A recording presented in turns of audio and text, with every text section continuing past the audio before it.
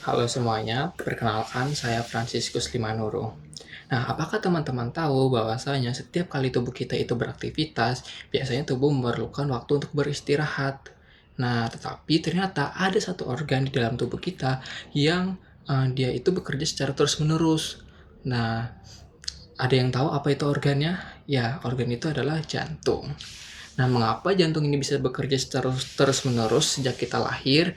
Karena di jantung itu ada sistem kelistrikannya sendiri, di mana sistem konduksi listrik jantung inilah yang akan bekerja secara terkoordinasi dan akan mengatur denyut jantung kita. Nah, lantas bagaimana mekanisme dari sistem konduksi listrik jantung ini? Jadi pertama-tama, impuls itu akan diawali di sinoatrial node atau SA node, di mana letak SA node itu terletak di superior atrium dextrum. Nah, selanjutnya impuls ini dia akan menyebar ke atrium dextrum dan juga atrium sinistrum, di mana ketika impuls ini dia menyebar di atrium dextrum dan sinistrum itu akan berimplikasi terjadinya kontraksi di atrium.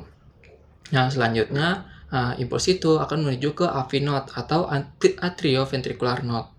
Nah, selanjutnya impuls itu akan menuju ke bundle of His yang bercabang menjadi dua. Yang pertama tuh ada left bundle branch dan yang kedua itu ada right bundle branch. Selanjutnya impuls ini dia akan menuju ke serabut Purkinje. Ketika tiba di serabut Purkinje, maka impuls ini akan menimbulkan yang namanya kontraksi di ventricle, sehingga ventricle itu dapat memompa darah ke seluruh tubuh ataupun ke paru-paru. Nah, ternyata teman-teman, ketika impuls itu tiba di AV node, impuls itu akan mengalami proses penjedaan yang singkat. Nah, mengapa jeda singkat ini sangat penting? Karena ketika tidak ada jeda singkat itu, maka atrium dan ventricle itu akan berkontraksi secara berbarengan, sehingga aliran darah itu tidak efektif untuk dipompa ke seluruh tubuh ataupun ke paru-paru. Jadi jeda singkat ini itu sangat penting dalam menjaga aliran darah di 4 ruangan di jantung.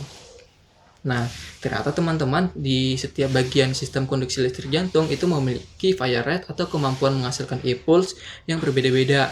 Contohnya pada SA node itu memiliki kemampuan ataupun fire rate itu sekitar 60 sampai 100 denyut per menit.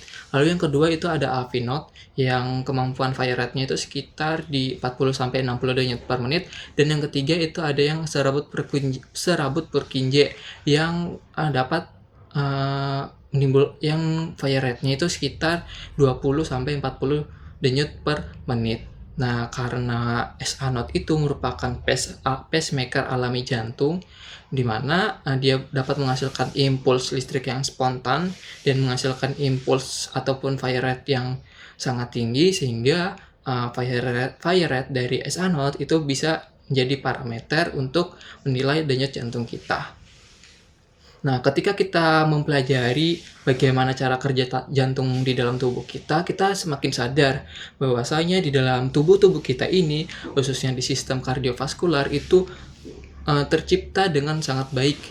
Ya, hal ini menunjukkan betapa agungnya, betapa besarnya, betapa sempurnanya ciptaan Tuhan terhadap diri kita, terhadap segala sistem-sistem tubuh yang ada di dalam tubuh kita, khususnya di sistem kardiovaskular.